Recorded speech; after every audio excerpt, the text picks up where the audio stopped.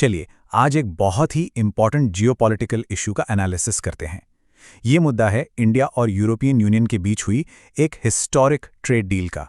देखिए, ये डील सिर्फ दो बड़े मार्केट्स का मिलना नहीं है, इसने ग्लोबल पॉलिटिक्स में एक नई बहस छेड़ दी है। और इस पूरी कहानी का सबसे इंटरेस्टिंग या कह सकते हैं सबसे कॉन्ट्राडिक्टरी कैरेक्टर है अमेरिका। एक तरफ तो अमेरिका इस डील को लेकर साफ साफ अपनी नाराजगी जाहिर कर रहा है, और वहीं दूसरी तरफ से कुछ ऐसी बातें भी सामने आ रही हैं जो हमें सोचने पर मजबूर करती हैं। और ये जो पैराडॉक्स है ये और भी गहरा हो जाता है जब हम देखते हैं कि ट्रंप एडमिनिस्ट्रेशन से जुड़े हुए फॉर्मर ट्रेड एडवाइजर्स क्या कह रहे हैं। उनका साफ कहना है कि India will come out on top, मतलब इस पूरी डील में सबसे ज्यादा फायदा अगर किसी को होगा तो वो इंडिया को होगा। तो अब यहाँ पे सवाल ये उठता है, एक तरफ अमेरिका नाराजगी दिखा रहा है और दूसरी तरफ उसी के एक्सपर्ट्स इंडिया की तारीफ कर रहे हैं। यही वो पजल है जिसे आज हम सॉल्व करेंगे।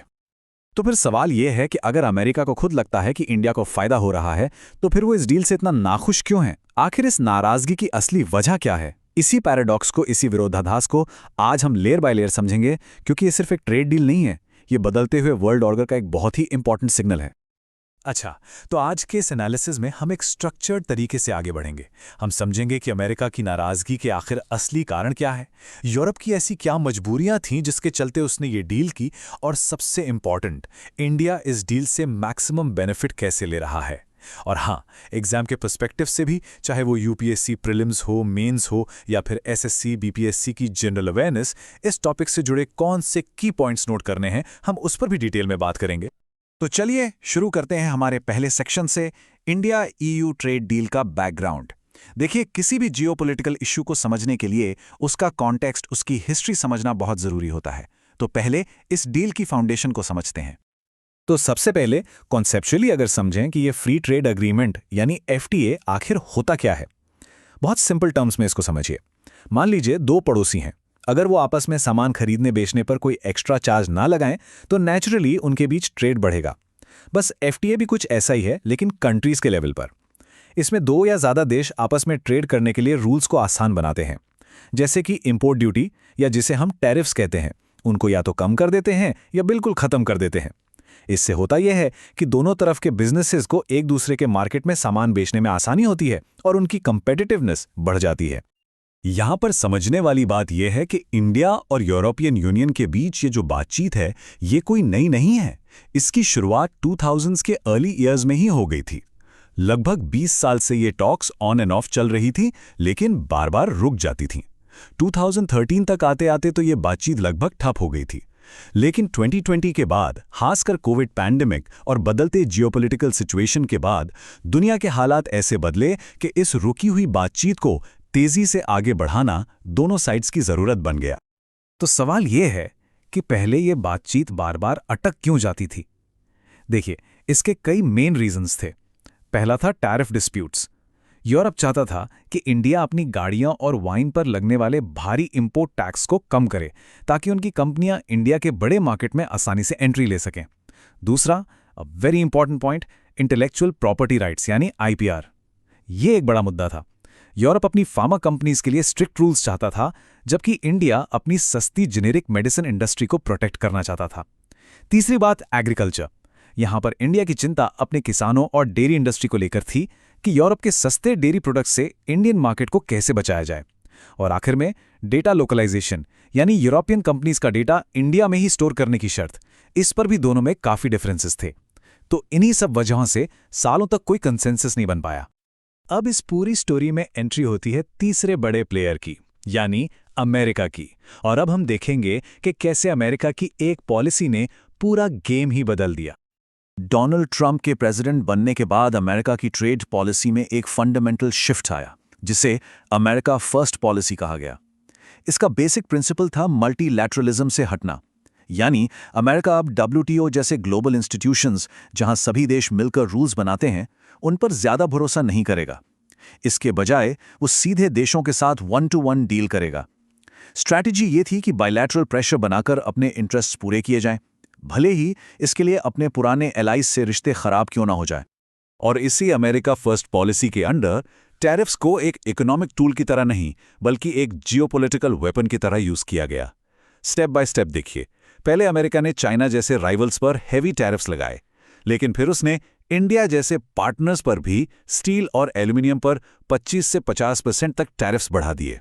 और हद तो तब हो गई जब अमेरिका ने अपने सबसे पुराने और क्लोज एलाई यूरोपियन यूनियन पर भी टैरिफ्स लगा दिए। अमेरिका ने यह अज्यूम किया कि इस तरह के इकोनॉमिक प्रेशर से वो इन देशों को अपनी पॉलिसीज बदलने पर मजबूर कर देगा। तो इस अमेरिकन प्रेशर को देखते हुए यूरोप के सामने ऐसी क्या मजबूरियां आ गई थीं? चलिए इसका एनालिसिस करते हैं। देखिए, उस वक्त यूरोप एक साथ 3 बड़े प्रेशर से गुजर रहा था। पहला, रशिया यूक्रेन वॉर की वजह से पैदा हुआ एनर्जी क्राइसिस। यूरोप अपनी गैस और ऑयल के लिए रशिया पर बहुत ज्यादा डिपेंडेंट था और इस वॉर ने उस डिपेंडेंस की कीमत दिखा दी। दूसरा प्रेशर था अपनी सप्लाई चेन्स के लिए चाइना पर ओवर डिपेंडेंस। कोविड पैंडेमिक ने यह साफ कर दिया था कि यह डिपेंडेंस कितनी रिस्की हो सकती है। और तीसरा, अमेरिका का अनप्रेडिक्टेबल बिहेवियर।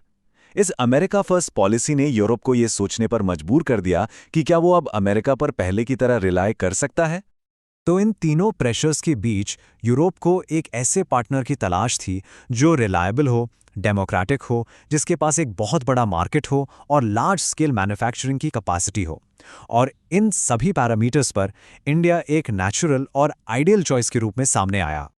अब आते हैं इस इशू के कोर पर, और यहां समझने वाली बात यह है कि अमेरिका की नाराजगी के पीछे कोई एक रीजन नहीं है, बल्कि कई गहरे कारण हैं। चलिए इन्हें एक एक करके ब्रेक डाउन करते हैं। पहला और शायद सबसे बड़ा कारण है रशिया पर लगे सैंक्शंस की पॉलिटिक्स। देखिए, अमेरिका ने रशिया पर कड़े इकोनॉमिक सैंक्शंस लगाए थे, लेकिन इंडिया ने रशिया से सस्ता क्रूड ऑयल खरीदना जारी रखा। फिर उस क्रूड ऑयल को अपनी रिफाइनरीज में पेट्रोल और डीजल में बदला और फिर उसी रिफाइंड फ्यूल को यूरोप को बेच दिया। अब अमेरिका का व्यू ये है कि इस प्रोसेस से यूरोप इनडायरेक्ट तरीके से रशिया की वॉर को ही फंड कर रहा है, जिससे अमेरिकन सैंक्शंस का असर कम हो रहा है। दूसरा कारण है अमेरिका की टैरिफ स्ट्रैटेजी का पूरी तरह से फेल हो जाना। अमेरिका की उम्मीद ये थी कि जब वो इंडिया पर हेवी टैरिफ्स लगाएगा तो उसका एलाई यूरोप भी वैसा ही करेगा। इससे इंडिया पर एक यूनाइटेड प्रेशर बनेगा और वो अमेरिकन कंडीशंस को मान लेगा। लेकिन यूरोप ने अमेरिका का साथ देने के बजाय ठीक इसका उल्टा किया।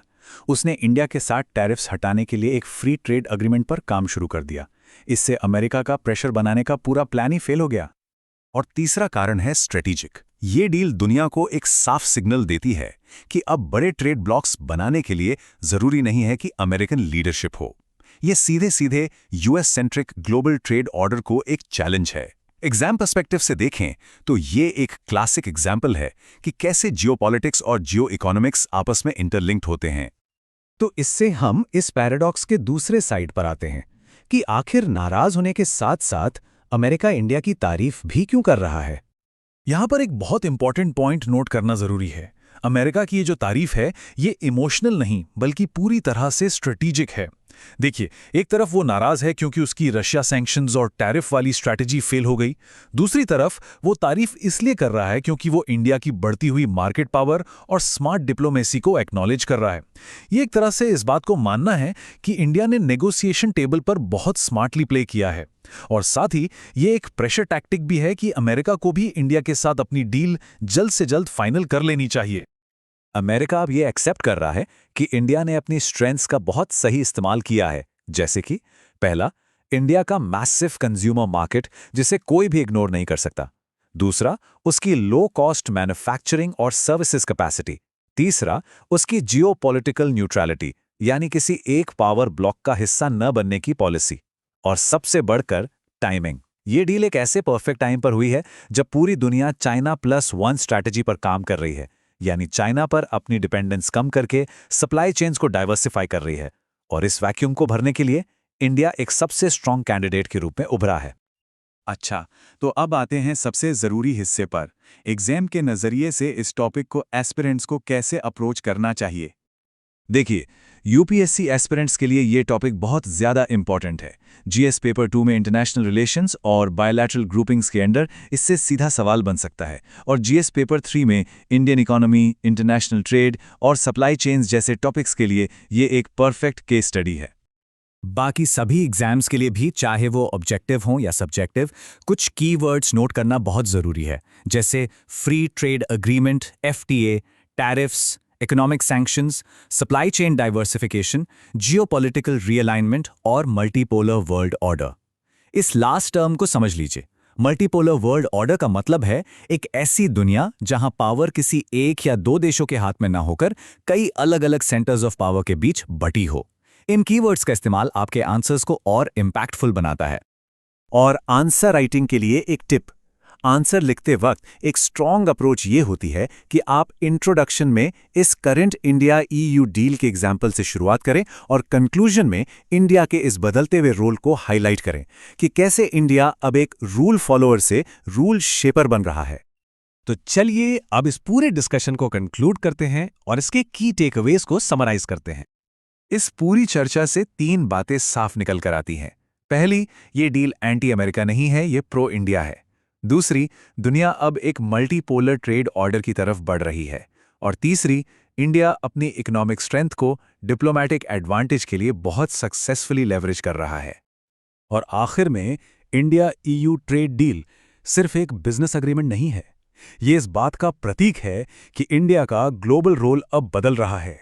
इंडिया अब सिर्फ एक रूल फॉलोअर नहीं, बल्कि ग्लोबल स्टेज पर एक रूल शेपर बन रहा है। हमेशा याद रखिए, कॉम्पिटिटिव एग्जाम्स सिर्फ फैक्ट्स नहीं, आपकी अंडरस्टैंडिंग टेस्ट करते हैं। और इस तरह के डेवलपमेंट्स को कंसेप्चुअली समझना ही आपको बाकियों से एज देता है।